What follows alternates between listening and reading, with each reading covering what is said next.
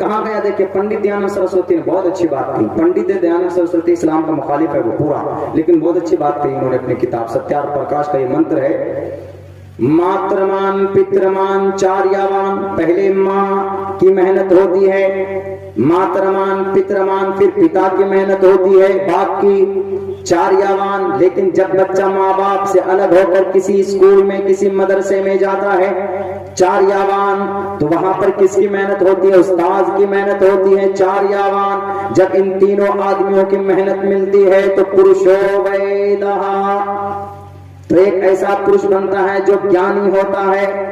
जब उस्ताद की मेहनत होती है तो वो हाफिज बनता है, कारी बनता है, आलिम दीन बनता है, मास्टर बनता है, टीचर बनता है, प्रोफेसर बनता है, इंजीनियर बनता है, डॉक्टर बनता है। इसलिए कहा कि मातृमान पुत्रमान चार्यावान पुरुषो वैदः, इन तीनों की मेहनत से एक महान इंसान पैदा होता है। बड़ी खूबसूरत बात कही। और आखिर में एक बात और भी कही उन्होंने, पुरुषो वैदः प्रशस्ता धार्मिकी विदिति यस्य समास्मगमः। और सुनो लोगों, दुनिया वालों, जिसके माँ बाप धार्मिक हो, जिसके माँ बाप अपने मजहब के मुताबिक अपने बच्चे की परवरिश करता हो, अपनी शरीयत के मुताबिक अपने बच्चे की तरबियत करता हो, वह इंसान बड़ा खुश नसीब है। क्योंकि माँ बाप धार्मिक होंगे तो बच्चे को अपने धर्म के हिसाब से उसको गाइडलाइन करेगा वो। इसलिए कि अल्लाह के नबी का फरमान है, कुल्लु मौलूदिन यूलदु अला फितरतिल इस्लाम कान अबवाहु युहव्विदानिही औ युनज्जिसानिही औ युमस्सिहानिही। अल्लाह के नबी अलैहि सलाम फरमाते हैं कि बच्चा जब माँ के पेट से निकलता है तो वो इस्लाम की कैपेसिटी मुस्लिम बनकर निकलता, वो इस्लाम बनकर निकलता, इस्लाम की कैपेसिटी अंदर में होती, तौहीद परस्त होता है। लेकिन वो जिस घर में आंखें खोलता है, अगर उसका बाप सुबह फजर के बाद कुरान की तिलावत करता है तो वो बच्चे के कान में कुरान की आवाज पड़ती है तो अल्लाह वाला बनकर निकलेगा वो बच्चा। लेकिन अगर वहीं पर भजन पढ़ने वाला हो, कोई गायत्री मंत्र पढ़ने वाला हो, या कोई हनुमान चालीसा पढ़ने वाला हो, जय हनुमान ज्ञान गुण सागर जय कपीसते हलो को उजागर रामदूत अतुलित बलदामा अंजनी पुत्र पवन सुतनामा कंचन मरंदराज सुबेशा कानन कुंडल कुंचित केशा। अगर ये कोई पढ़ने वाला है तो फिर वही भजन पढ़ने वाला होगा। अगर कोई बाइबल पढ़ने वाला है तो बाइबल की आवाज उसके कानों में पहुंचेगी तो वो क्रिश्चियन बनेगा। अगर कोई गुरु नानक की किताब पढ़ने वाला है, अगर वो मूल मंत्र को पढ़ता है तो मूल मंत्र पढ़ने वाला वैसा ही वो सिख बनकर पैदा होगा। इसलिए उन्होंने कहा कि धार्मिक एतबार से अगर किसी का माँ बाप उसकी तरबियत करे तो वो बड़ी अच्छी बात है। उसने सब धर्म की तर्जमानी की, किसी की बुराई नहीं की। यानी माँ बाप का धार्मिक होना उस बच्चे के लिए अच्छा है, उस बच्चे के लिए बेहतर है धार्मिक होना। धार्मिक अपने धर्म के हिसाब से बच्चे की परवरिश होगी और बच्चे की तरबियत होती रहेगी। इसीलिए अल्लाह के नबी ने यह भी फरमाया, अगर किसी घर में 2 बेटी हो, अगर किसी घर में 3 बेटी हो या 2 बेटी हो और बाप ने सही तरबियत की तो कल क़यामत में मरने के बाद मेरे साथ वो शख्स ऐसे खड़ा होगा, ऐसे सही तरबियत करने की वजह से। सही तरबियत मतलब उसका मिजाज धार्मिक बनाया हो और सही तरीके पर रब की फरमाबरदारी करती हो, तो वो इंसान, वो शख्स 3 बेटी का बाप या 2 बेटी का बाप है घर के अंदर। आज बेटियां हैं तो हम लोग परेशान हो जाते हैं। मेरे भाई, ये परेशान होने की जरूरत नहीं है। हमें अल्लाह तबारक व तआला ने नबी के जरिए से जो कहा कि लोगों, अगर तुम्हारे घर के अंदर बेटी है तो उसका एहतराम करो। वो तो दुनिया वाले झूठ बोलते कि बेटी बचाओ, बेटी पढ़ाओ, हालांकि खुद ही वो बेटियों का एहतराम नहीं करते हैं। इसी खुद उत्तर प्रदेश में हमारी समाज की कई बेटियों की इज्जत लूट ली जाती है। कई नेता लोग अपने पावर को दिखाकर उसके साथ बलात्कार करते हैं, अपने पावर का इस्तेमाल करके, और उसको तेजाब डालकर उनकी हड्डियों को जला दिया जाता है। जनाब, दुनिया के नमालूम हमारे पूरे भारत के अंदर अनकाउंटेबल बच्चियां ऐसी है जो अपनी इज्जत को बेचकर रातों को अपनी इज्जत फरोख्त करती है, तब जाकर सुबह उनका चूल्हा जलता। कहां गए मेरे बेटियों को बचाने की बात करने वाले? क्या नहीं बताया? ईश्वर ने कहा, साफ लफ्जों में कहा कि जहां पर नारी होती है, जहां पर बेटी होती है, वहां पर ईश्वर परवरिश, वहां पर ईश्वर नाजिल होते हैं, ईश्वर आते हैं। जिस घर के अंदर बेटी होती है उस घर के अंदर ईश्वर आता है। जिस घर में नारी पूजनते रमनते तत्र देवता, जिस घर में नारी होती है उस घर में ईश्वर आते हैं। यानी जिस घर में बेटी की इज्जत होती है, पूजनते रमनते, जिस घर में बेटी की पूजा होती है, यानी जिस घर में बेटी का सम्मान होता है, उस घर के अंदर ईश्वर वास करते। जिस घर में बेटी की इज्जत नहीं होती उस घर के अंदर ईश्वर नहीं आते, परमात्मा नहीं आते। हमारे पूरे भारत में कितनी बेटियों की इज्जत लूटी है नेताओं ने, कितनी बेटियों की इज्जत दफन कर दी है इन बड़े बड़े तुर्रम खां ने। पूछो भाई इस धरती के ऊपर ईश्वर कैसे आएगा, कैसे ईश्वर का वास होगा, कैसे परमात्मा का कृपा यहाँ पर हो सकता है जब तुम्हारी जुबान में कुछ और तुम्हारी पर्सनल लाइफ के अंदर डार्क लाइफ में कुछ और चलता। अल्लाह के नबी अलैहिस्सलाम ने कहा, वो इज्जत दी अल्लाह के नबी ने अपनी बेटियों को। आपने 11 शादी इसलिए की थी क्योंकि आपकी एक बीवी, आप अलैहिस्सलातु वस्सलाम की सिर्फ एक बीवी कुमारी, बाकी सारी बीवियां 10 बीवियां आपने बेवाओं से आपने शादी की। उनका सहारा उजड़ चुका था, कोई दस्ते शफकत नहीं था उनके सर पर, तो अल्लाह के नबी ने शादी करके उनको करीब किया। क्या तुम्हारा कोई रहबर बने, तुम्हारा कोई सहारा बने, सिर्फ नाम लेने से काम नहीं चलेगा, बल्कि जुबान से जो बोलते हैं प्रैक्टिकली जमीन पर वो दिखना भी चाहिए। तो अल्लाह के नबी अलैहिस्सलातु वस्सलाम, बड़ा उधर मैटर चला गया, सोशल में चले गए हम। तो अल्लाह के नबी अलैहिस्सलातु वस्सलाम मरने के बाद भी कामयाब, जिसने अपने कौम को बचाने की कोशिश की हो, मरने के बाद भी। अभी आखिर में मैं मदरसे के ऊपर आऊंगा, मदरसे के पढ़ाने वाला पर कुछ एतराजात होते हैं, मैं उस पर भी एक्सप्लेन करूंगा। तो क्या कहा नबी पाक अलैहिस्सलाम के बारे में, क्या आप अलैहिस्सलातु वस्सलाम दुनिया में भी कौम को बचाया, मरने के बाद दुनिया में कैसे बचाया? बैक वक्त इस कौम को हलाक नहीं किया। हम भले ही नमाज ना पढ़े, रोजा ना रखें, गुनाह करें, शिर्क करें, जिना करें, गुनाह है, कबीरा गुनाह है, परमिशन नहीं है, लेकिन अगर कोई करता है तो अल्लाह तबारक व तआला उसको हलाक नहीं करता, उस पूरे गांव वाले को तबाह नहीं करता। हमने राजस्थान के अंदर देखा, एक गांव है, 18 लोग रहते हैं, वो काफिर हैं एक तरह से समझिए, अपनी जिहालत की वजह से काफिर है। क्यों? उस गांव के अंदर में कोई पढ़ने पढ़ाने वाला नहीं, बताने वाला नहीं, तो उनका अकीदा गलत है, सब कुछ है, लेकिन पूरे गांव वाले को अल्लाह ने बचाया, पूरे गांव वाले को अल्लाह ने तबाह नहीं किया। गलती उनकी ये थी कि उस गांव के अंदर में कोई मस्जिद नहीं, कोई मकतब नहीं, कोई मदरसा नहीं था। हमने जाकर के पूछा कि ये कुरान के पास तुमने गणेश जी को क्यों रखा? गणेश जी की मूर्ति क्यों? बोले गणेश जी है, ये आखिरी नबी मोहम्मद रसूलुल्लाह। हमने कहा कैसे? बोले ये कुरान इन्हीं पर नाजिल हुआ, हमको ये बताया गया, वो ये बताइए। ऐसा अकीदा रखने के बावजूद भी अल्लाह ने उनको जिंदा रखा। वरना पहले कौम को नहीं मानते, बनी इस्राइल के ऊपर तो अजाब सामने आ जाता था। तुमने क्यों नाफरमानी की? तुमने क्यों नाफरमानी की? जब देखता था कि बिल्कुल पहाड़ सर पड़े, कहते अल्लाह बस माफ कर दीजिए, इसको टाल दीजिए, अब से नहीं करेंगे ऐसा। फिर अजाब टल जाता था, वो फिर वैसे शुरू हो जाते थे, बात बात पर पकड़ हो जाती थी। लेकिन ये कौम, इस कौम को अल्लाह तबारक व तआला ने दुनिया में कहीं पर हलाक नहीं किया, इन वन टाइम। किनकी वजह से? मोहम्मद रसूलुल्लाह की वजह से। अब आखिरत में हर इंसान नफ्सी नफ्सी के आलम में होगा, अपने अपने अमाल के हिसाब से पसीने में डूबा हुआ होगा। अम्मा आयशा ने पूछा एक मर्तबा, क्या आलम होगा? अल्लाह के नबी ने पूछा कि आयशा कल कयामत में मरने के बाद आदमी नंगा सर के बल रब के पास पहुंचेगा, अल्लाह तबारक व तआला के सामने हाजिर होगा और अपने किए का हिसाब देना होगा। अम्मा आयशा ने पूछा कि अल्लाह के नबी नंगे भ्राना, न्यूड, विदाउट कपड़े कि कैसे शर्म नहीं आएगी, एक दूसरे को नहीं देखेंगे वहां पर? तो अल्लाह के नबी ने फरमाया कि आयशा, मामला वहां पर इतना सख्त होगा, हालात इतने खराब होंगे वहां के कि इंसान एक दूसरे को देखना तो दूर की बात, इंसान अपने पैर की उंगली को नहीं देख पाएगा। ऐसे माहौल में परेशान होंगे सब, पूरी कौम, सारे लोग मिलकर कहां जाएं, इस परेशानी से कैसे बचें, इस हौलनाक मंजर से कैसे छुटकारा मिले? तो सब जाएंगे आदम के पास।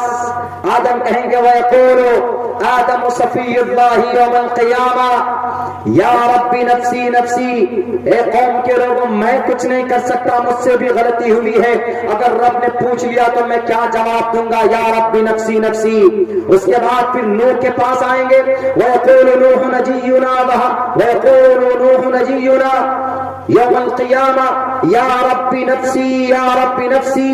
حضرت نوح علیہ السلام بھی کہیں گے میں کچھ نہیں کر سکتا، جاؤ تم کسی اور کے پاس. لوگ پہنچیں گے ایک نبی کے پاس، کبھی داؤد کے پاس، کبھی سلیمان کے پاس، کبھی عیسیٰ کے پاس، کبھی موسیٰ کے پاس، کبھی یوسف کے پاس. وَيَقُولُ کبھی ابراہیم کے پاس. وَيَقُولُ ابراہیم خلیل اللہ یوم القیامہ یا ربی نفسی نفسی. وَيَقُولُ داؤد خلیفۃ اللہ یوم القیامہ یا ربی نفسی یا ربی نفسی. وَيَقُولُ موسیٰ کلیم اللہ یوم القیامہ یا ربی نفسی یا ربی نفسی. سارے لوگ پریشانی کے عالم میں مبتلا ہوں گے، نفسی نفسی کا عالم ہوگا، کوئی کسی کا پرسان حال نہیں ہوگا. اگر ماں کے سامنے بیٹا آ جائے، ماں کو ایک نیکی کی ضرورت پڑے گی اور ماں اپنے بیٹے سے کہے گی کہ بیٹا میں نے اپنے چھاتی پر لگا کر تم کو 1 سال تک میں نے دودھ پلایا ہے، تم کو میں تیری ماں ہو 9 مہینے تک پیٹ میں رکھا ہے، بس مجھے ایک نیکی کی ضرورت ہے، مجھے ایک نیکی دے دے میں جنت چلی جاؤں گی. بیٹا منہ پھیر کر بھاگ جائے گا. شوہر بیوی کا نہیں، بیوی شوہر کے، کوئی کسی کا کام نہیں آنے والا. یوم یفر المرء من اخیہ وامہ وابیہ وصاحبتہ وبنیہ لکل امرئ منہم یومئذ شأن یغنیہ. وجوہ یومئذ مسفرہ ضاحکۃ مستبشرہ ووجوہ یومئذ علیہا غبرۃ ترہقها قطرہ اولئک هم الکفرۃ الفجرہ. لیکن وہاں پر اگر ایک طرف سے کوئی آواز آ رہی ہوگی اپنی قوم کو بچانے کی، وَيَقُولُ رَسُولُنَا وَنَبِيُّنَا وَهَادِيُّنَا شَفِيعُنَا مُحَمَّدٌ صلی اللہ علیہ وسلم یوم القیامہ یا رب امتی یا رب امتی. اس وقت مرنے کے بعد بھی اگر کوئی سفارش کرے گا جنت میں بھیجنے کے لیے تو وہ آقا انعامدار نبی پاک علیہ الصلوۃ والسلام کی ذات اقدس ہو کے مرنے کے بعد بھی، دنیا میں بھی اور مرنے کے بعد بھی.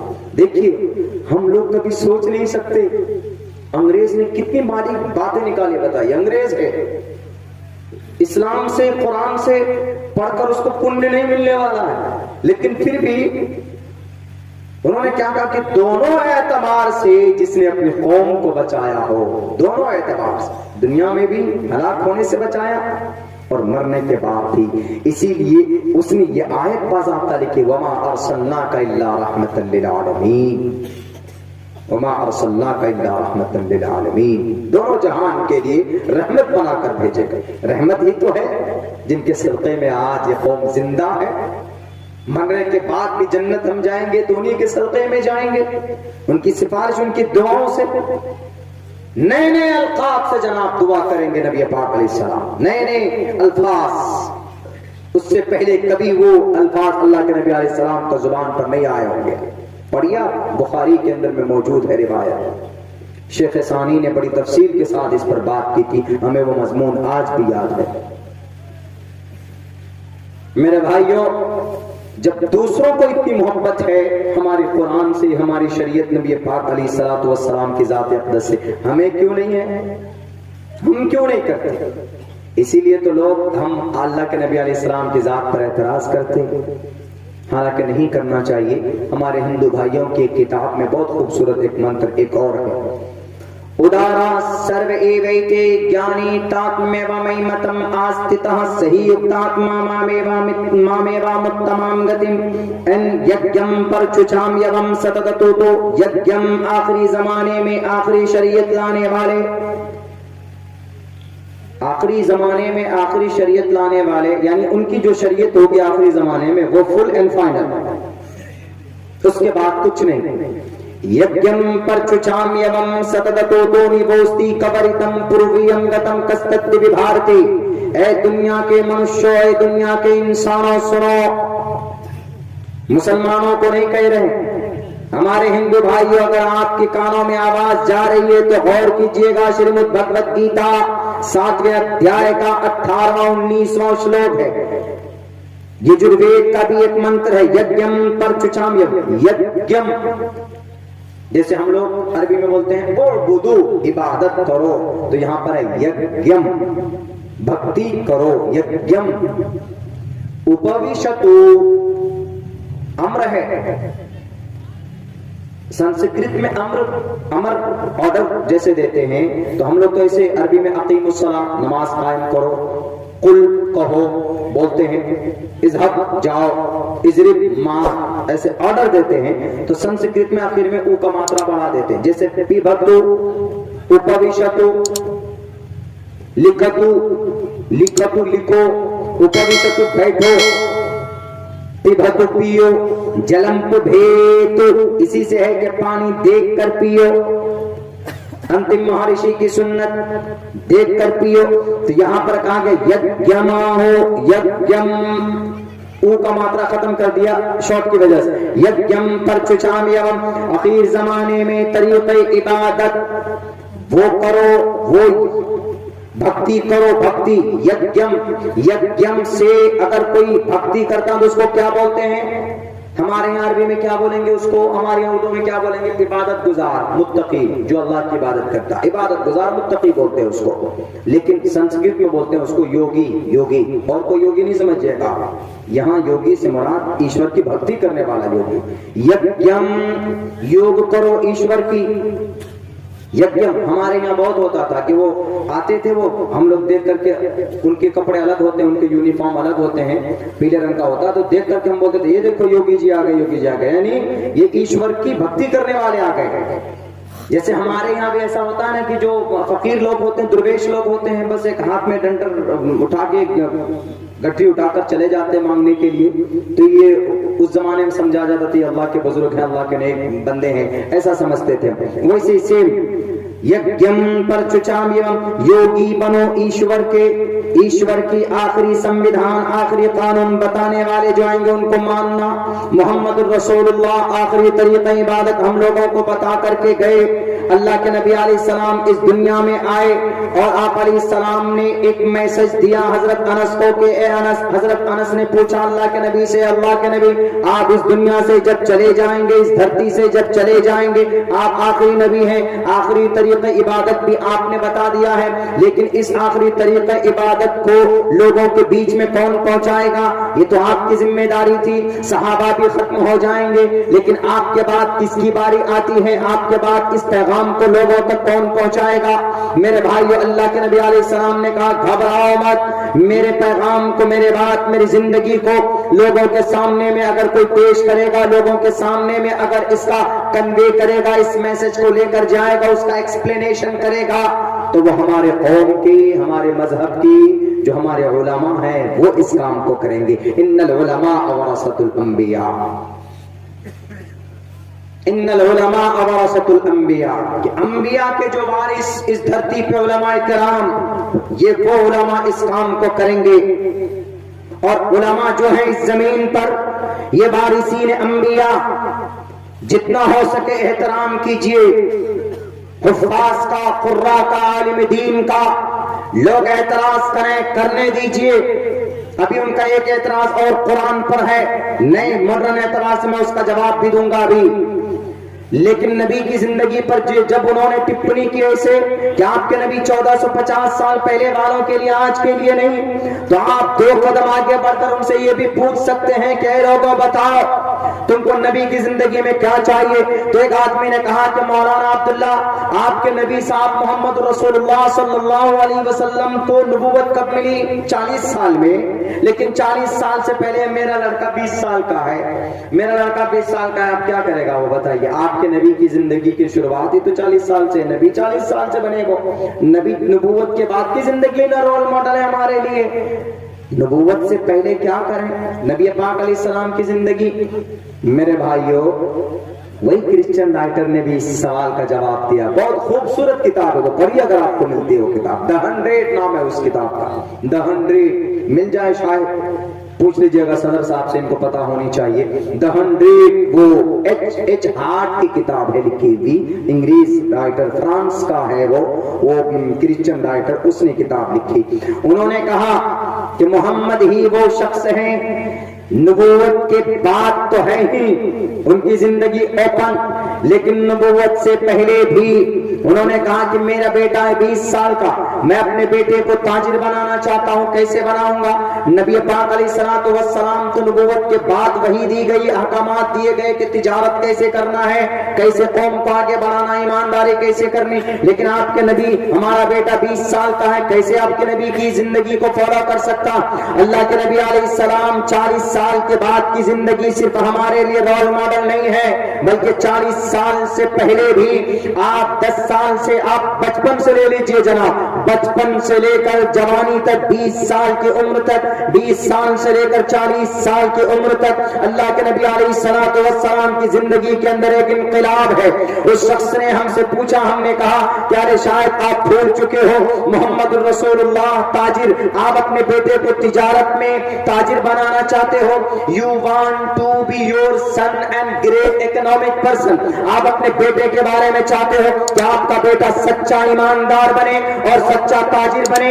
تو کیسے؟ انہوں نے کہا کہ مولانا میں اپنے بیٹے کو یہ اڈانی صاحب کی زندگی بتانا چاہتا ہوں, چونکہ بھارت کا ہمارے اڈانی صاحب بڑے مالدار اور بہت بڑا تاجر بزنس مین ہے. یہ امبانی ہیں, مکیش امبانی, انل امبانی, بھاگنے والے وجے مالیا, نیرج چوکسی, کون کون, فنا, یہ ٹاٹا برلا, یہ جتنے بھی لوگ ہیں یہ سب بڑے تاجر ہیں. ہم ان کی زندگی اگر اپنے بیٹے کو پڑھائیں گے, سکھائیں گے تو ہمارا بیٹا بڑا تاجر بنے گا. ہم نے کہا کہ ان لوگوں کی زندگی دیکھ کر تم اپنے بیٹے کو تاجر بنا سکتے ہو, لیکن ایماندار تاجر تم نہیں بنا سکتے. ایماندار تاجر اگر کوئی بن سکتا ہے تو محمد الرسول اللہ کی زندگی کو دیکھ کر ہی بن سکتا ہے. 20 سال کی عمر میں محمد الرسول اللہ دنیا کے سکسیسفل اکنامک پرسن تھے. 20 سال کی عمر میں محمد الرسول اللہ اپنے علاقے کے, اپنے سماج کے کامیاب ترین تجارت مند تاجر مانے جاتے تھے. اسی وقت میں آپ کو یہ خطاب دیا گیا تھا, امین کا خطاب دیا تھا صاحب بن قیس مخزومی نے. آپ کے پاس بہت پیسے نہیں ہوتے تھے, آپ قرض پیسے لیتے تھے صاحب بن قیس سے اور تجارت کرتے تھے. اس کے بعد ایک ایک روپے جوڑ کر اس صاحب بن قیس کو واپس کرتے تھے. اس صاحب بن قیس المخزومی نے کہا کہ محمد ابن عبداللہ تم تجارت کی دنیا میں امین ہو. یہ خطاب ایسے نہیں ملتا تھا. تجارت کی دنیا میں الامین ہو تم, الامین التجارہ, اور الامین تجارت کی دنیا میں جھوٹ کہیں سے کہیں تک نہیں ہے. اے محمد تم ہو. اور امین کا خطاب ایک یہودی نے محمد رسول اللہ کو بتایا تھا. تب سے آپ فیمس ہو گئے. تجارت میں آج اس کو کامیاب مانا جاتا ہے جو پیسے دے کر کسی مارکیٹ کو خرید لیتے ہیں, کسی بزنس کو خرید لیتے ہیں, اوورٹیک کرتے ہیں جناب, یہ خرید لو وہ خرید لو. جو جتنی قیمت لگائے گا, جو جتنا جھوٹ بولے گا اتنا بڑا لیڈر مانا جاتا ہے. جو جتنا فریب کرے گا وہ اتنا بڑا سماج میں شارپ مائنڈ مانا جاتا ہے. جو جتنی تجارت کی فیلڈ میں جھوٹ بولے, پروڈکٹ ہے ڈیمیج ہے لیکن خوبصورت, اس میں یہ چیز ہے, اس میں یہ فیچر ہے, اس میں یہ فیچر ہے, اس میں یہ مال ہے, اس میں یہ فائدہ ہے, یہ فائدہ ہے. چربزبانی کی وجہ سے اس کی خامیوں کو چھپا کر اس کے جو اچھائی نہیں ہے وہ بھی لوگوں کے سامنے رکھتے ہیں اور لوگوں کے سامنے اپنے مال کو فروخت کرتے ہیں. یہ جھوٹ ہے, یہ فریب ہے. اللہ کے نبی کا واقعہ یاد کرے دنیا والے. تم بن سکتے ہو تاجر لیکن امانت دار تاجر نہیں بن سکتے. تم بن سکتے ہو دنیا کا گریٹ اکنامک پرسن لیکن آج سامنے والوں کو دھوکے سے بچانا اور پیور مال دینا اگر یہ کسی کی صفت رہی ہے تو نبی پاک علیہ الصلوۃ والسلام کی صفت رہی ہے. آپ علیہ السلام ایک مرتبہ 20 اونٹ لے کر اپنے غلام کو بھیجا, جاؤ بیچو. گئے بیچنے, اس میں سے ایک اونٹ لنگڑا تھا. تو آپ نے یوں کہا کہ یہ جو 20 اونٹ ہے ہر ایک اونٹ کی قیمت 1 لاکھ, سمجھانے کے لیے قیمت طے کر رہا ہوں, لیکن جو ایک اونٹ ہے نا وہ لنگڑا ہے تو اس کا 50,000, تو 19.5 لاکھ روپے لے کر آؤ. گئے, لیکن بتا دینا, جو بھی کہاں کو بتا دینا کہ یہ اونٹ لنگڑا ہے, اس میں کمی ہے, بتا دینا اور کہنا کہ اس کی قیمت 50,000 روپے ہے. تجارت میں ہمیں یہ اپلائی کرنا چاہیے, یہ عمل کرنا چاہیے. اگر کوئی تجارت کرتا ہے تو آپ اگر کوئی مال ڈیمیج ہے تو اس کو کسٹمر کو بتا دیجئے کہ اس میں یہ پرابلم ہے, یہ خرابی. جھوٹ مت بولو ورنہ آپ کا سارا منافع آپ کا بیکار ہو جائے گا. تو اللہ کے نبی علیہ السلام نے فوراً آپ علیہ السلام بھیج دیا, آپ کہیں کام سے چلے گئے. ایک یمن کا تاجر آیا ہوا تھا, انہوں نے وہ مال خریدے، چلا گیا پوری قیمت میں، وہ کمی بتانا بھول گئے غلام، پورے 20 لاکھ روپے لے لیے، اللہ کے نبی کو دینے گئے، ارے یہ 20 لاکھ کیوں، 19.5 لاکھ ہونا چاہیے تھا، اے اللہ کے نبی میں بھول گیا، کہا چلو جلدی، گھوڑے نکالے، بیٹھے چلتے رہے، کچھ دور جانے کے بعد وہ قافلہ ملا یمن کا، کہ آپ نے یہ مال کہاں سے خریدا، یہ اونٹ کہاں سے خریدے، اس اونٹ کا تذکرہ 20 اونٹ کا تذکرہ ہندو بھائیوں کی کتاب میں ہے، اس طرح یس پرواہی جو ودو من تو دیویر دشور شمارتش دیوی جھیڑتے دیوی سمانا اپس پروش ودھو من تو 20 اونٹنیاں ان کے پاس۔ دیکھیں سیم کتنی اچھی باتیں، ہمارے نبی کا عمل سنسکرت میں مینشن کیا گیا، یعنی دنیا کے اور کتنی کتابوں میں مینشن کیا گیا ہوگا، ذکر کیا گیا ہوگا، آپ تصور نہیں کر سکتے۔ تو اللہ کے نبی علیہ السلام نے کہا چلو جلدی سے پہنچے، پہنچنے کے بعد کہا کہ یہ 20 اونٹ کہاں سے خریدے، کہا کہ محمد ابن عبداللہ کا مال خریدا ہم نے، کہا اچھا محمد ابن عبداللہ کا مال خریدا آپ نے، تو ٹھیک ہے، اس میں جو ایک اونٹ ہے وہ لنگڑا ہے، وہ جا نہیں پائے گا یمن تک، ایک کام کیجیے، جھوٹ بولا، یہ غلطی ہوئی بچے سے، اس نے بتایا نہیں کہ وہ لنگڑا ہے، اسی لیے آپ یہ پیسے 1 لاکھ لیجیے، وہ اونٹ ہم کو دے دیجیے۔ تو پتا وہ یمن کا تاجر کیا کہتا ہے، وہ کہتا ہے کہ اللہ کے نبی، یہ اس وقت اللہ کے نبی نہیں بنے تھے، 20 سال کی عمر تھی محمد رسول اللہ کی، کتنے 20 سال، آج ہمارا 20 سال کا بچہ سیلفی، ٹک ٹک حضرت سیلفی، فیس بک پہ ہمارے پہنچنے سے پہلے ہمارے گھر تک پہنچ جاتے ہیں سیلفی، گھر سے فون آتا اگر نہیں بتاتے ہیں محترمہ کو، کہاں کبھی کبھی ٹینشن میں نہیں بتاتے کہاں دور ہے، سیلفی پہنچ جاتا ہے۔ آج تو وہاں پہ تھے نا، آج وہاں پہ تھے، یہ ہمارے نوجوانوں کا بس 20 سال کی عمر میں سیلفی کا نشہ جما، یا پھر راتوں کو 2 بجے تک، ہاں how are you madam, I don't like sleepy, I don't like feel sleepy، نیند نہیں آ رہی ہے، پلیز بتاؤ رات میں کیا کھایا، انڈا کھایا، کیا کھایا۔ اتنی محبت اللہ سے ہو جائے تو بیڑا پار ہو جائے، جتنی محبت ادھر ادھر خامخواہ ضائع کرتے ہمارے جوان، ہمارے بچے، پوچھے گا ون شبابہ فیما ابلا، کہاں بتا کر آئے جوانی، نماز پڑھتے تھے نہیں پڑھتے، جھوٹ بہت بولتے تھے جی، نبی کی سنت سے پیار نہیں، تب کیا کرو گے میرے بھائیو، اس وقت میں میرے نوجوان، آپ اس قوم کی تقدیر ہیں، آپ اس قوم کی، میرے نوجوان جتنے بھی ہیں، پتا چلا ہے کہ پوری جوان کمیٹی نے اس جلسے کو وہ کیا، سارے جوان جڑے، تو دیکھیں کتنا خوبصورت سیرت النبی کے اوپر آپ نے ایک جلسہ قائم کیا، پوری بھارت کے، پوری دنیا کے جوان اگر ایک پلیٹ فارم پر آ کر، شریعت کے پلیٹ فارم پر آ کر اگر کام کرے، تو میرے بھائیوں دنیا کی سب سے چھوٹی تنظیم، سب سے چھوٹا دھرم کون سا، یہودی سب سے چھوٹا ہے، لیکن اس وقت طاقت کے اعتبار سے اس سے بڑا کوئی دھرم نہیں ہے۔ صدر صاحب کو معلوم ہوگا، ماسٹر صاحب کو، کہ انہوں نے 60 سال میں یہ تبدیلی کی، 60 سال پہلے دیکھیں 18ویں صدی سے لے کر 19ویں صدی تک، 1947 تک پٹتی رہی، لٹتی رہی وہ قوم، سب نے مارا اس کو، لیکن پچھلے 7 سال میں جو تبدیلی آئی ہے اس قوم میں، یونائٹڈ نیشن اقوام متحدہ کا چیئرمین یہودی، کاسمیٹک، ہماری گھر میں مائیں بہنیں جو پروڈکٹ استعمال کرتے ہیں، فیس واش، باڈی لوشن، اور جناب وہ میک اپ کے سامان، پورے پاؤڈر، شیمپو، ہم لوگ جو گرمی میں پیتے ہیں، کیا تھمس اپ پیو، پیپسی پیو، کوکا کولا پیو، all things linked by the Judaism، سب کے سب وہیں سے ہے، لنک ٹوٹل سب وہیں سے، صرف 60 سال میں اس قوم نے یہ تبدیلی، انقلاب پیدا کیا ہے، کس لیے کہ پردھان منتری بنایا انہوں نے اپنے قوم کے لوگوں کو، نہیں، راجنیتی سے قوم کے اندر تبدیلی نہیں آتی، راجنیتی وہ ایک الگ ملک کے لیے، کنٹری کے لیے ہے، لیکن اگر قوم بھی ترقی کرتی ہے تو ایجوکیشن سے، راشٹر بھی ترقی کرتا ہے تو ایجوکیشن سے، تعلیم سے۔ ڈاکٹر اے پی جے عبد الکلام پڑھے لکھے نہیں ہوتے تو میرے بھائیو بتاؤ کیا آج کے زمانے میں ہمارا بھارت کے پاس 5 میزائل ہوتا؟ نہیں ہوتا۔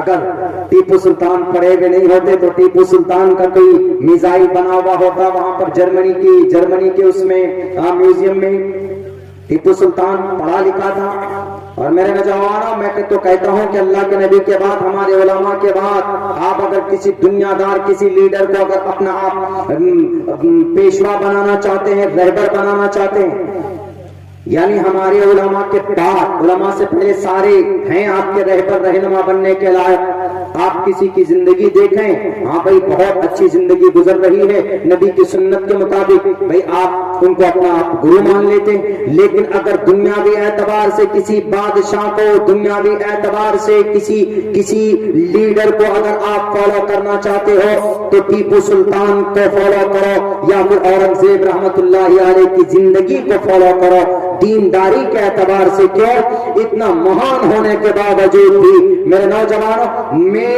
میری نمازیں قضا ہو جاتی بڑے بڑے عالم دین کے بڑے بڑے متقی لوگوں کی نماز قضا ہو جاتے لیکن بھارت کے اندر ایسے ایسے راجا مہاراجا گزرے ہیں جو حکومت ایک ہاتھ پر تھی لیکن شریعت کو کبھی انہوں نے چھوٹنے نہیں دیا یاد کیجئے 1790 میں ایک مسجد کی بنیاد ڈالی گئی کہاں سری رنگا پٹنم میسور میں پورا واقعہ نہیں بیان کروں گا ابھی چونکہ پروگرام تھا 13 تاریخ کو مہاراشٹر میں اس لیے میں بول رہا ہوں ان کے بارے میں انہی کے بارے میں تھا کہ ٹیپو سلطان شیر ہندوستان تو انہوں نے 1790 میں ایک مسجد کی بنیاد رکھنی چاہیے سارے علماء کو بلایا سارے لوگوں کو بلایا سارے متقی نواب خان پٹھان جتنے سب کو بلا کر دعوت دے کر کہا کہ آج ہم ایک مسجد بنانا چاہتے ہیں یہاں پر لیکن میری ایک کنڈیشن ہے کہ اس مسجد کی بنیاد وہی ڈالے کہ جس کی کبھی بھی جو صاحب ترتیب ہو صاحب ترتیب کس کو بولتے ہیں جس کی فرض نماز کبھی قضا نہ ہوئی ہو جماعت کے ساتھ اس نے نماز پڑھی ہو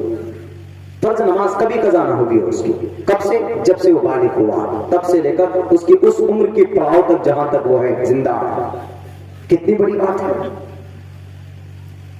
بہت مشکل عمل ہے کتنی بڑی کنڈیشن پر بڑے بڑے علماء کرام ہیں ان کے دربار میں ہیں ٹیپو سلطان کہتا ہے کہ ہے کوئی نہیں آگے بڑھا کیوں کسی نہ کسی کی نماز قضا ہو گئی تھی تو ٹیپو سلطان خود آگے بڑھا اور بنیاد رکھی اور انہوں نے یہ کہا کہ جب سے میں بالغ ہوا ہوں تب سے لے کر آج تک میری فرض نماز کبھی قضا نہیں ہوئی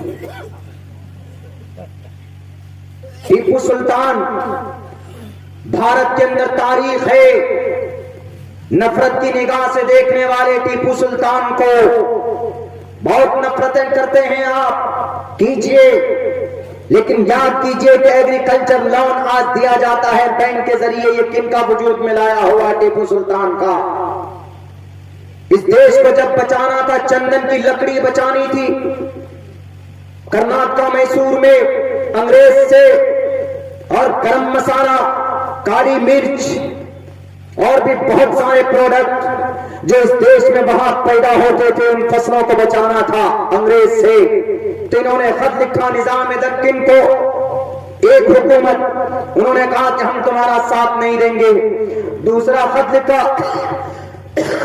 انگریز کو کہ ہم تم سے لڑنا نہیں چاہتے تم ہمیں آزادی دو مکمل لیکن تجارت تم کو اگر کرنا ہے تو میرے ساتھ کرو چندن کی لکڑی اور گرم مرچ اور کالی مرچ اور گرم مسالہ مجھ سے خریدو ٹیپو سلطان نے کہا ورنہ میں تم کو عوام سے لینے نہیں دوں گا اور تیسرا خط لکھا انہوں نے کس کو مراٹھا سینا کو کہ آپ بھی تو ہمارے دیش واسی ہیں آپ بھی بھارت کے بھارت واسی ہیں پوچھو کبھی نہیں بولتے مراٹھا سینا کو کہ تم نے غداری کی ان تینوں نے تو خط لکھے کیا یہ آپ ہماری مدد کیجئے انگریز کے خلاف لڑنے کے لیے انگریز ان دونوں سے مدد مانگی انگریز کے خلاف لڑنے کے لیے لیکن میرے بھائیو کوئی مدد کے لیے میدان میں نہیں آیا کوئی نہیں آیا چار باطل طاقت ادھر سمندر ادھر تین باطل طاقت اور ظلم تو یہ کہ یہ تینوں آ کر مل گئے ایک ساتھ مل گئے بیچ میں ایک ٹیپو سلطان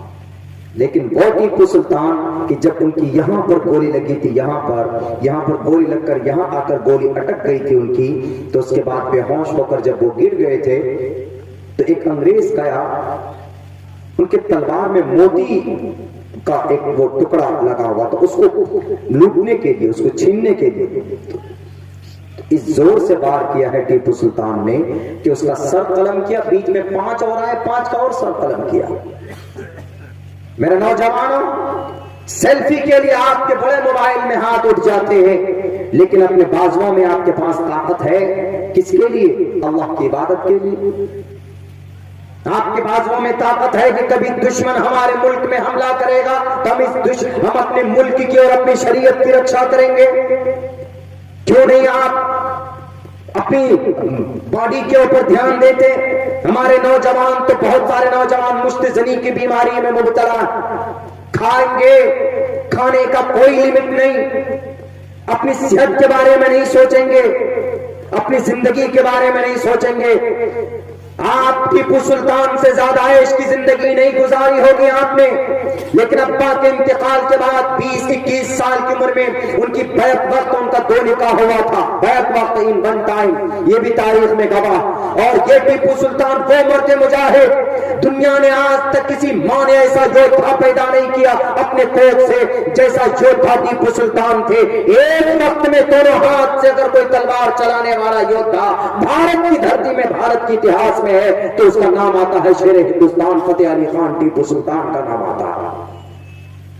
जिस दिन शहीद हुए उस दिन भी सुबह फजर की नमाज पढ़कर 1.5 पारा तिलावत करके तब घोड़े पर बैठकर अंग्रेज के मुकाबले के लिए गए थे। आज हमारे नौजवानों की जिंदगी से नमाज गायब है जनाब, हमारे नौजवानों की जिंदगी से। अल्लाह के नबी अलैहिस्सलातु वस्सलाम को उलमाए किराम और अल्लाह के नबी जब जाने लगे तो कहा कि नहीं, ये उलमा हमारे सब कुछ है, ये उलमा हमारे मेरे जाने के बाद में हमारी शरीयत की रक्षा भी करेंगे, लोगों को इसके बारे में बताएंगे भी। और उनके बारे में कहा गया, ये मंत्र कहा गया, उदारा सर्व एवैते ज्ञानी तात्मे वमैमतम आस्थिता सहीयुक्तात्मा मामे वामत्तमाम गतिम। ऐ लोगों, तुम्हारे बीच में जो सफी लोग हैं उनका सम्मान करो, लेकिन तुम्हारे गांव में, समाज में जो गुरु लोग हैं, जो ज्ञानी लोग हैं, ये मैसेज सबके लिए, सिर्फ मुसलमान के लिए नहीं, जो तुम्हारे बीच में गुरु लोग हैं, जो ज्ञानी लोग हैं, उदारा सर्व एवैते ज्ञानी तात्मे वमैमतम, जो तुम्हारे बीच में गुरु हैं, जिनको ईश्वर का ज्ञान है, अगर आलिम है तो अल्लाह का ज्ञान है, तो क्या कहा जाता है इस श्लोक के अंदर? उनका सम्मान करो। क्यों? इसलिए सम्मान करो कि गोया उसमें अगर मेरा ज्ञान है तो गोया कि मैं उसके अंदर हूं। अगर कोई आलिम दीन है तो उसमें गोया कि अल्लाह की जानकारी है तो अल्लाह उसमें है, समझाने के लिए बता रहे हैं वो। इसीलिए इस धरती पर किसी को टारगेट मत करो, टोपी और दाढ़ी देखकर सबका सम्मान करो। ये नहीं कि यहाँ फिफ्टी साहब हैं, ये मुअज्जिन साहब हैं तो इस पर हुकूमत करेंगे, इसको डांटेंगे डपेंगे, बिल्कुल नहीं। कल कयामत में आपकी गर्दनें झुकी हुई होंगी और सबसे ऊंची गर्दन कल मैदान महशर में किसी की होगी तो वो मुअज्जिन रसूल की होगी। कान अतवल अन्नास अनाक़िरा यौमिल क़ियामा, सबसे ऊंची गर्दन गांव के उद्योगपति का नहीं होगा, गांव के जनाब जमींदार का भी नहीं होगा, गांव के प्रधान साहब का भी नहीं होगा, बल्कि एमएलए साहब का भी नहीं होगा, एमपी साहब का भी नहीं होगा, जनाब सीएम का पीएम का भी नहीं होगा, यूनाइटेड नेशन ऑफ अक़वाम मुत्तहिदा के चेयरमैन का भी नहीं होगा, बल्कि इस पूरी दुनिया का अगर कोई एक बादशाह है इस धरती के ऊपर, पूरे सारे मुल्कों का, उसकी भी गर्दन इतनी ऊंची नहीं होगी कल कयामत में जितनी ऊंची गर्दन एक मुअज्जिन, एक अजान देने वाले एक मुअज्जिन की होगी। अल्लाह के नबी फरमाते काना अतवल अन्नास अनाक़िरा यौमिल क़ियामा, हम उनका सम्मान करें। कितनी अच्छी बात कही इस मंत्र में। मैं इसलिए मंत्र के हवाले से बोल रहा हूँ, कुरान हदीस के हवाले से नहीं बोल रहा हूँ, क्योंकि हमारे बहुत सारे भाइयों के दिलो दिमाग में गलतफहमी बैठा दी गई इस ताल्लुक से। ये दाढ़ी और टोपी और मदरसा। अभी हम कल मुंबई में प्रोग्राम में थे, नबी मुंबई में प्रोग्राम था, तो वहाँ कि जो आपके बहराइच के हैं इमाम साहब उस मस्जिद के, यहाँ के बहुत सारे लोग मिले। हमने कहा कि आपके बहराइच के इलाके में हम जा रहे हैं प्रोग्राम के लिए, तो उन्होंने कहा कि मौलाना यहाँ जैसे कोई नया कुर्सी पर आया तो उन्होंने फौरन आदेश दे दिए मदरसे को जांचो, मस्जिद को भी जांचो। जांच में लगा दिया, कोई हर्ज नहीं, जांचे, सरकार का काम है वो जांचना, यहाँ जांचे वहां जांचे, जहां जांचे जांचे, जांचना हो जो भी वो करना है, कोई बात नहीं, उनका अधिकार है, वो करे, कोई हर्ज नहीं। लेकिन अलग से ये इल्जाम लगा देना, इल्जाम तराशी करना कि कैसे, एक जगह तो मधुबनी में इतना बड़ा माइक, डंडा वाला माइक लगाकर एक बच्चे के पास गया, बच्चा, छोटा बच्चा, वो नूरानी कायदा पढ़ने वाला, अलिफ बातासा याद कर रहा होगा, तख्ती नंबर 1, 2 ये सब याद कर रहा होगा। उसको कहा कि बेटे बताओ भारत का प्राइम मिनिस्टर कौन था पहला। वो बच्चा कैसे बता देगा, बता पाएगा? नहीं बता पाएगा। या तो 5 क्लास का बच्चा भी नहीं बता पाएगा हमारे स्कूल का। उन्होंने कहा क्या पढ़ते हो? वो बोला कि नूरानी कायदा। विज्ञान नहीं पढ़ते तुम, साइंस नहीं पढ़ते तुम, मैथ कितना जानते हो? अब उस बच्चे पे सवाल पे सवाल, और उस बच्चे ने कभी देखा ही नहीं, उस बच्चे ने कि भाई मैंने तो कभी साइंस मैथ क्या जानने गया वो बच्चा। अब वो माइक वाला पता नहीं कौन सी वो टीवी 9 वर्ष भारत का था, शायद उसी का था, कोई एंकर था। बेचारे हमारे जो मोहतमिम साहब के पास चले गए, और हमारे मोहतमिम साहब बेचारे वो भी सीधे साधे, उनको दीन और दुनिया से कोई लेना देना ज्यादा नहीं। क्यों? रात दिन भाई मदरसे की फिक्र लगी रहती है कि मदरसा कैसे चले, कहां से चंदा आए, तालीम अच्छी हो रही कि नहीं हो रही है, और हमारे कौन से उस्ताद आए कौन से नहीं आए, खाना बना कि नहीं बना है, ये सब फिक्र रहती है उनको।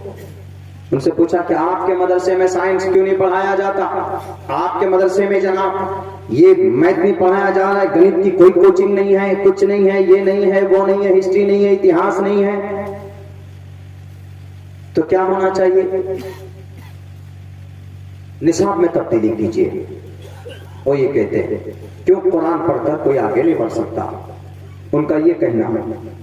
क्या ये बात झूठ है कि कुरान पढ़कर कोई आगे नहीं बढ़ सकता? मेरे भाइयों, कुरान वो किताब है जो सिर्फ इबादत के लिए अल्लाह ने नाजिल नहीं की, सिर्फ इबादत के लिए नहीं है। बहुत सारे उलमा की बहुत सारी तफासीर की किताबों में बात लिखी थी, सिर्फ कुरान इबादत के लिए नहीं है। कुरान हर मसले की रहनुमाई करता है। सबसे पहले माइक में अजान कहां दी गई? 1957 लाउड स्पीकर पर सिंगापुर में शुरुआत हुई इसकी अजान के ताल्लुक से। पूरी दुनिया में छाई ये बात, ये सब चीजों को मुद्दा बनाकर कि नहीं जनाब ये टोपी और ये दाढ़ी, ये मदरसे में जितने बच्चे पढ़ते हैं ये पढ़कर कौन बनते हैं? ये पढ़कर या तो जिहादी बनते हैं, ये पढ़कर या तो तालिबानी मिजाज पैदा करते हैं, ये पढ़कर ये तो या तो कहते हैं कि मारो काटो पीटो, इस तरह के सवाल पैदा किए जाते हैं। ये कुरान के अंदर में सिर्फ इबादत है, नमाज है, जिहाद है।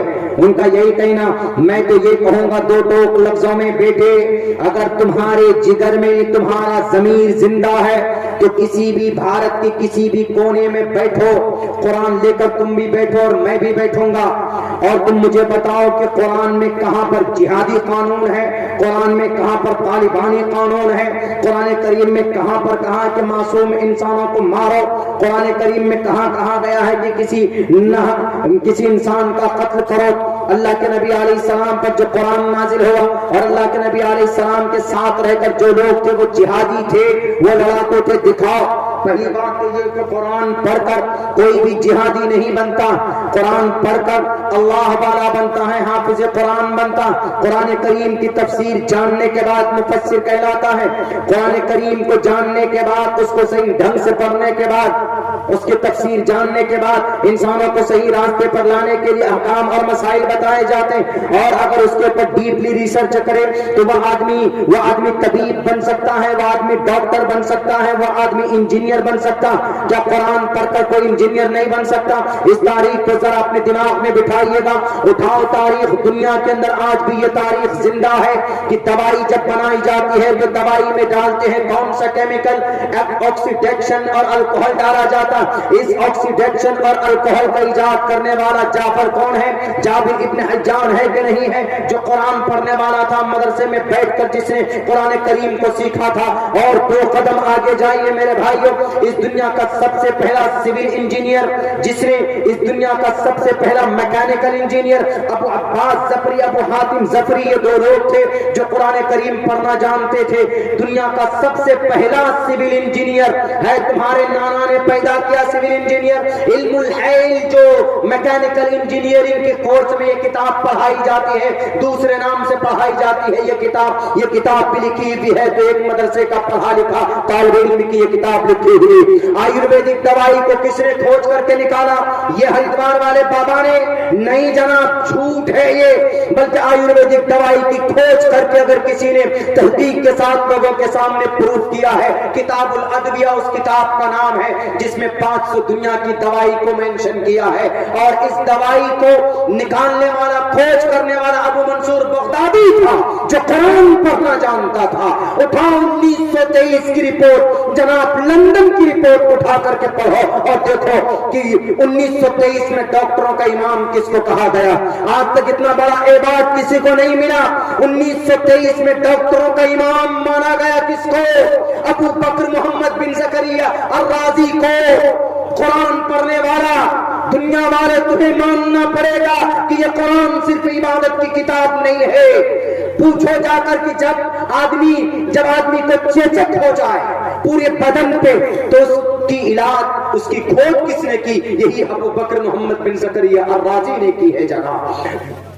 पूछो यूरोप वालों से कि यूरोप वालों कि एमबीबीएस और एमडी डॉक्टर बनता है तो कौन सी किताब पढ़ता है? सिलेबस है, उस सिलेबस में किताब है, उस किताब का नाम है अल कानून। एमबीबीएस एमडी डॉक्टर में सबसे मजबूत किताब यही पढ़ाई जाती है। और इस किताब में ज़कात, हज के बारे में नहीं है, इस किताब में है मजमून topic theory and practice of medicine. Theory and practice of medicine यानी इसमें अहकामात, कैसे दवाई को कब लागू करना है और किस तरह से उसको वो करना है, इम्प्लीमेंट करना है, लोगों को देना है, पेशेंट को देना है, कब देना है, कैसे इसको इस्तेमाल करना है, वो सारी तरतीबें लिखी। और ये किताब अल कानून नाम है। और इस किताब में अल्फाज कितने हैं? 10 लाख अल्फाज हैं। हमारे पास जो कुरान है 3,22,000 अल्फाज है, लेकिन इस किताब में 10 लाख 5 चैप्टर में है, जिल्दों में है। कहाँ है? London university, Cambridge university, Oxford university, Harvard university.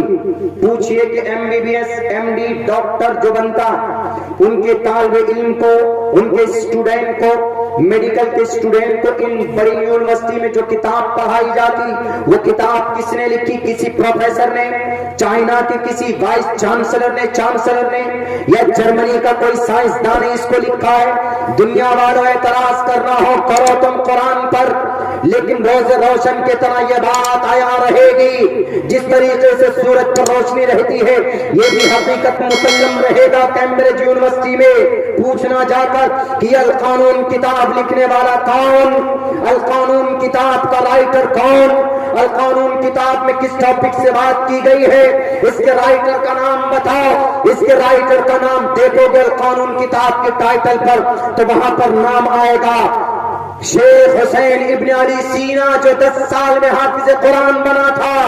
हाफिज कुरान की लिखी हुई ये किताब आज भी पढ़ाई जाती है।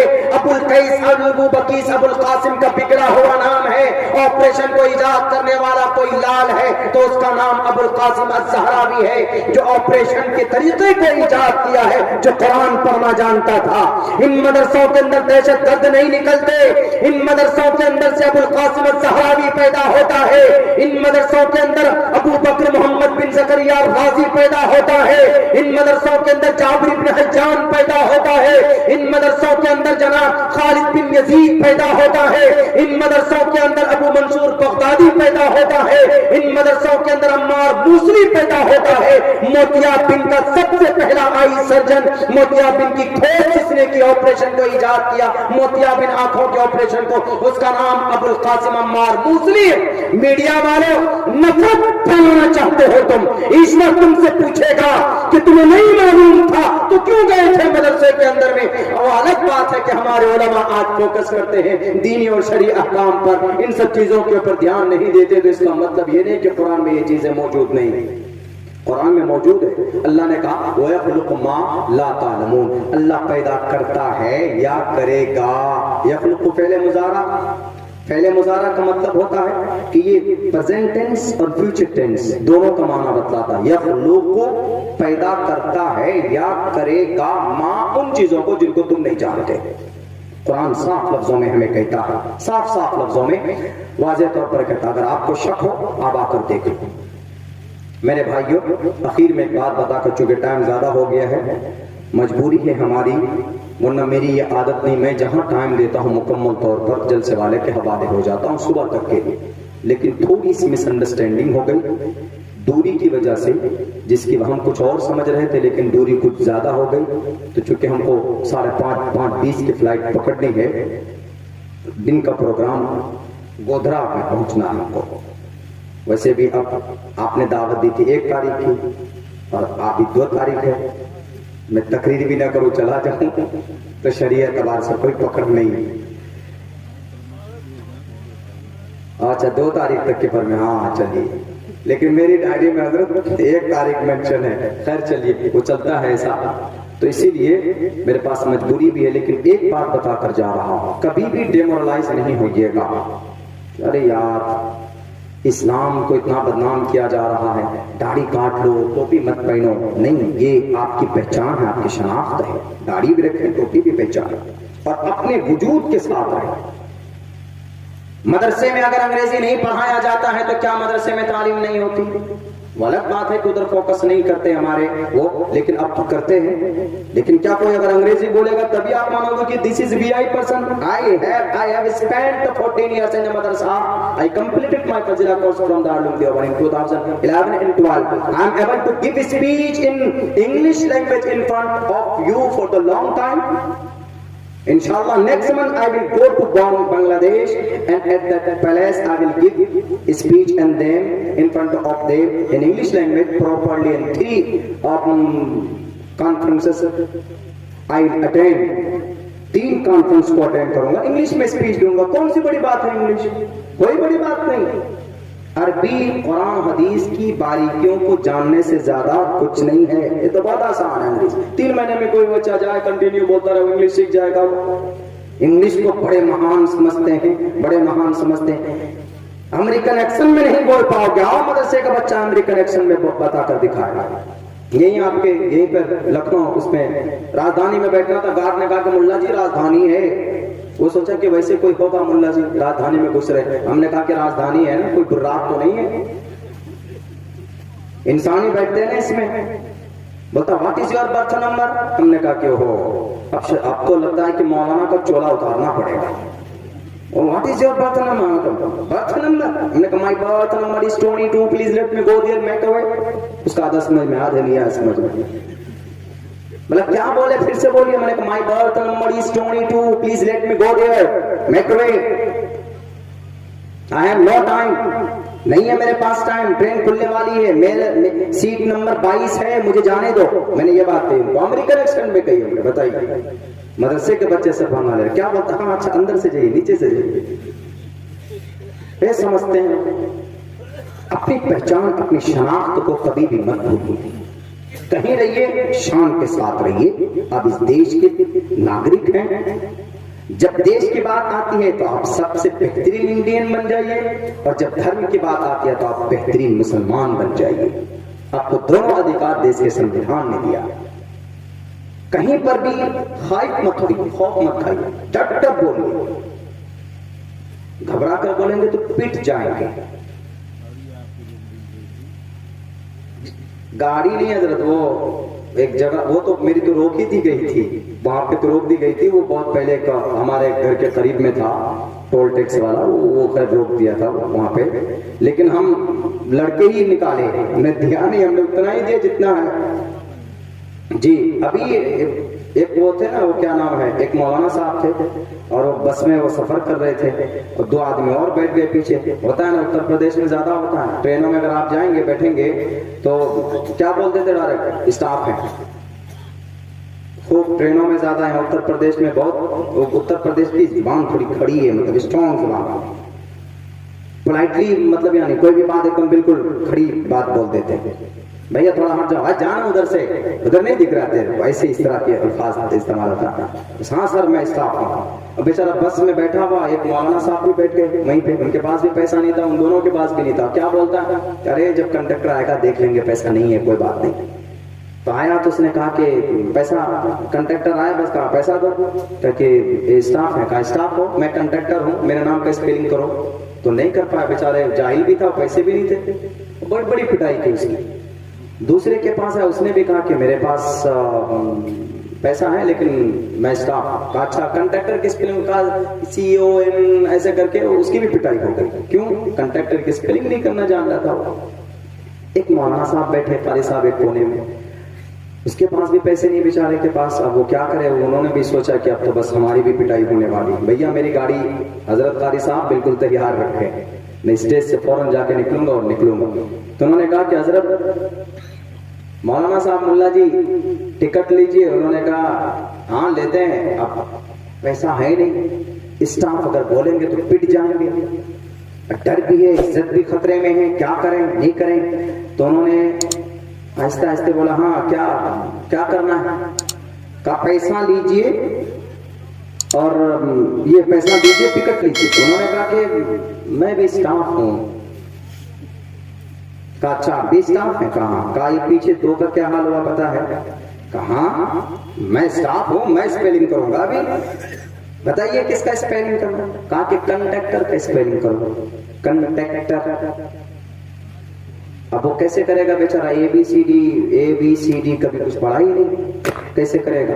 تو اس کے بعد اس نے سر جھکایا, سر اٹھا کر بولتا ہے کس کا اسپیلنگ کرنا ہے؟ کہا کنٹریکٹر. کہا کاف نون زبر کن, ٹیز بیٹے, کاف ساکن کنٹیک, ٹیرز بیٹر, کنٹریکٹر. اب وہ کنٹریکٹر کنفیوز ہو گئے. وہ کہا کہ یہ اسپیلنگ ہے, میں نے کبھی نہیں سنا ایسا. تو لاطینی زبان میں کیا؟ کہاں یہ اسپیلنگ ہے. پھر سے کرو, دوبارہ. پھر کیا؟ کہا تم کون ہو؟ میم یادر میں, نون گنہ میں, میم یادر مولا, والی زبر لان, ون زبر لا, میں مولانا, سواد علی زبر صاحب, زبر حق صاحب, میں مولانا صاحب ہوں. اب وہ کنٹریکٹر سوچ رہا نہیں کوئی بڑا پروفیسر آدمی, اٹھا کر کے لے جا کے سیٹ پہ بٹھا. یہ لیجیے ڈرائیور کے پاس بیٹھے, VIP چیئر پہ بیٹھے آرام سے. کہاں پٹائی ہونے والی تھی اور کہاں سمان ہو رہا ان کا. کیوں؟ اپنی شناخت کو نہیں بولے. اگر وہ بھی وہاں ان کے طرح وہاں انگریزی میں اگر کوشش کرتے, ٹرائی کرتے, تو وہ بیچارے پھنس جاتے, دانت ماں ٹوٹ جاتا ہوگا. لیکن وہاں جناب اتنی عزت ملی کہ آپ تصور نہیں کر سکتے. ہاں بالکل, ارے واہ لگ رہے ہیں آپ واقعتاً. کہا میں جس فیلڈ کا آدمی ہوں, میں اس فیلڈ کا, میں اردو کا اسٹاف ہوں, تو اردو میں اسپیلنگ ہے, یہ اسپیلنگ ہے, اس کو اسپیلنگ بولتے ہیں. لیجیے جناب, ہمیشہ کے لیے ان کا پاس بن گیا اس میں وہاں. تو یہ اپنی شناخت کہیں پر بھی مت بھولیے, جو ہے پراپرلی بات. میں کہیں جاتا ہوں راستے واسطے میں تو کہیں انگلش کچھ نہیں بولتا. فلائٹ میں بھی ہے کوئی چیز مانگنا اردو میں, اور لوگ ٹی چلتے ہیں, have some coffee, have some T, have some water. ہم نہیں, میڈم ہم کو چائے چاہیے, میڈم ہم کو پانی چاہیے. کیونکہ آج کل بہت ہر جگہ پر میڈم ہی نظر بٹھا دیا گیا ہے, اس لیے میڈم کا لفظ استعمال کر رہا ہوں. تو اپنی شناخت بات ہے, ٹوپی سر پر رہے, سفر کر رہیے, مسلم دکھے, لیکن ہاں کہیں پر اگر ضرورت پڑ جائے اس کی تو نہیں, کوئی پرابلم نہیں, اس کو ضروری مت سمجھیے کہ پہن کر کے ہی رکھنا ہے, لیکن کبھی بھی ڈیمورلائز مت ہوئیے. تو انشاءاللہ تبارک و تعالی, اللہ تبارک و تعالی کی مدد شامل حال ہوگی. بہت بہت شکریہ, جزاک اللہ. السلام علیکم ورحمۃ اللہ وبرکاتہ.